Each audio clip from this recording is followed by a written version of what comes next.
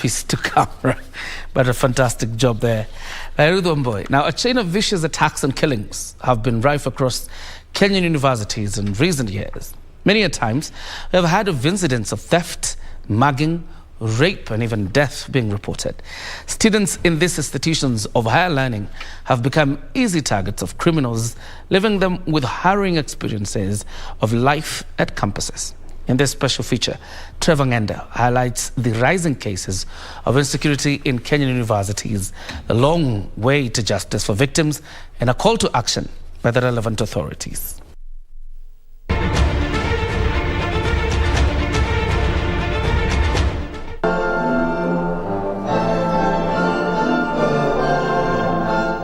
Whenever results of the Kenya Certificate of Secondary Education examinations are released, top performers are often excited with the prospects of joining universities.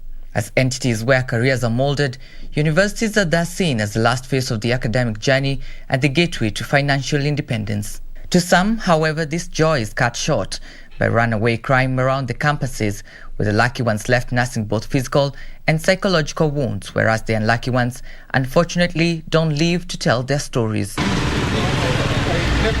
One evening in 2019, two students of Maseno University in Kisumu were raped after unknown people forcefully entered their house, located a few meters from the school. A protest the following morning by irate students over the increased insecurity led to the closure of the campus. In a memo to all students, the Vice-Chancellor Professor Joseph Nyabundi stated, following unrest by students over alleged rape cases reported to have occurred in and off campus students' residence and failure by the students to engage university management on structured discussions on the same, the Senate resolved to close the university with immediate effect until further notice. The order that students vacate the school by 7 p.m. sparked uproar on social media, with netizens taking to Twitter under the hashtag Maseno Lives Matter to question the rising cases of insecurity in the university and call for justice for the rape victims as well as many other previous survivors of crime. To date, justice is yet to be served. Fast forward to 25th March 2022, another Maseno University student was attacked at night, but he did not live to narrate his encounter at the hands of what appears to be a well-established criminal gang terrorizing students in Maseno area. On the fateful Friday night, 22-year-old James Omolo is said to have been returning to his residence at Test Hostels after a night out with friends when he was attacked a few meters from the hostel. I'm standing on the exact spot where James' lifeless body was found lying dead. James Omolo was headed to his residence on this other side when he met his untimely death. The proximity of this location to the police station has made little to no difference at all as crime continues to thrive in this area. Police reports say James was stabbed on the back of his neck, causing profuse bleeding that led to his death. His close friend Jeremy recounts his last communication with James before his messages went unanswered. Nikapiga, simu ya kwanza alikuwa off, simu ya pili alikuwa off, nikitext online alikuwa offline. So nikatulia, nikasema acha nisirash kusema niko na friend wake lakini sina namba yake that time. So nikasema acha nitulie ningoje kama kwa hii group yenye wametuma the information kama watatupea more information about the same. So kidogo picha yenye ilitumwa ilikuwa Jay, so I was in a shock. His mother back in Kodiere, Mayenga village, left with too much pain to bear.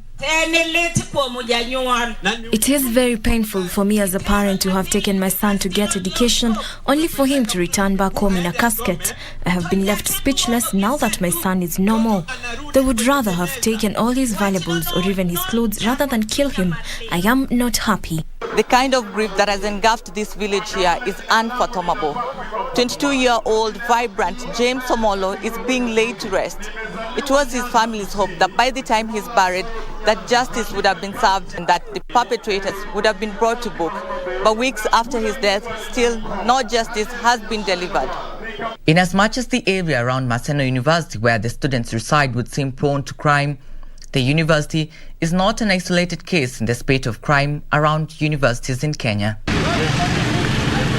At Jomo Kenyatta University of Agriculture and Technology, 23-year-old Ken was on his way back from school to his residence at 8 p.m. when three armed men on a motorcycle abruptly blocked his way, pounced on him and demanded his phone and laptop. He tried to escape, but they caught up with him, robbed and stabbed him before speeding off. Wakasimamisha mbele yangu akatoa visu. Sasa vile alitoa visu mimi nikashtuka. Sasa unajua nilikuwa na laptop kwa bag na bado nilikuwa na simu na vitu kadhaa zingine. Akaniambia toa simu. Hiyo ni nini niko na hapo hivyo? Ndio kwa hiyo harakati ya kusumbuana mmoja wao akanidunga visu hapa kwa on my thighs. He was left immobilized and bleeding before a good Samaritan helped him get to hospital. Otherwise tu niliwagatu hapo naomba Mungu usikubali niende bana, mimi ni kijana mdogo bado sijatimiza mambo. In February 2019, another JKUAT student named Tabitha Muthoni was walking in the company of a friend near Seagull Hotel at 8 p.m. when they were confronted by thugs who stabbed her to death. Just recently, on 19th of April 2022, Joel Juma, fourth-year industrial chemistry student at JKUAT, was attacked by thugs near Lily's Hotel in Gashororo area who stabbed him twice on his left side of his chest. Juma was rushed to a local dispensary where he was confirmed dead on arrival. We can let go of a phone, a laptop, a handbag, but a comrade's life, that is insane, and we need sanity in Juja. We are requesting maybe the university security together with the Juja police station, together with the national security team, to check on the security of students in the universities. This act his fellow students from different faculties of JKUAT who in a peaceful procession marched to Juja sub-county security offices demanding justice and security beef up in the area. The wee hours of this morning, we managed to arrest 7 suspects.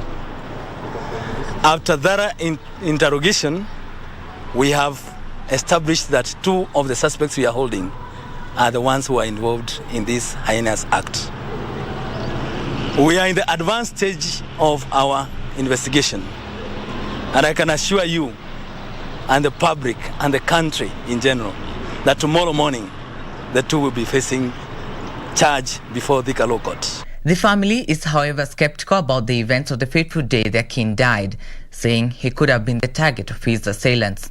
Kuna tu loopholes mingi juu acha tuwasema wale wakora walimpata halafu wakataka kumuua. Kama ni wakora wataka kumuua wataka kuchukua phone. Juu kama ni phone sema alikata, si ndio? Na sema walikuwa watu more than 3. Kuna venye wanaweza chukua tu phone tu, what I know. The big dreams his family had for him were shattered. In an emotional send-off, his friends described him as a humble, hard-working man who was determined to achieve his dreams despite his humble background.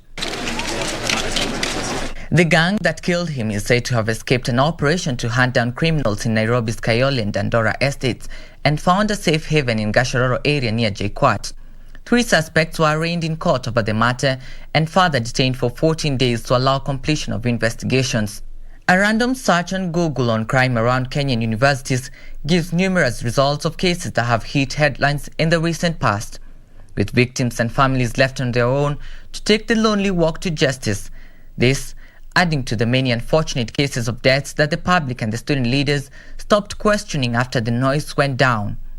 A report by the Commission for University Education highlighting increased crime in Kenyan universities released in 2018 indicated that student residences had turned into hideouts and convergence points for criminals who mostly operate within hostel premises. The report presented to the then Education Cabinet Secretary Ambassador Amina Mohammed was to raise awareness and call for collaborative efforts by both the school administration and the national government to improve on the state of security and weed out criminals within the students' residential areas. Years later, the strides on this front are insignificant.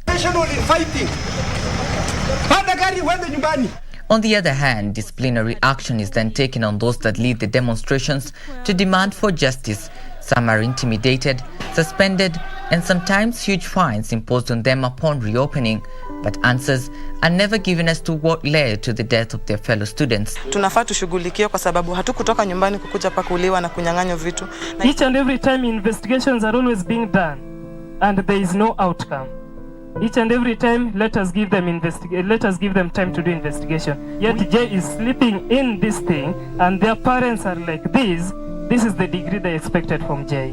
Unless the relevant authorities and security officials come together and solve the state of insecurity in Kenyan universities, this menace will definitely continue. Trevor Ng'endo for KBC Channel 1 Universities of Crime.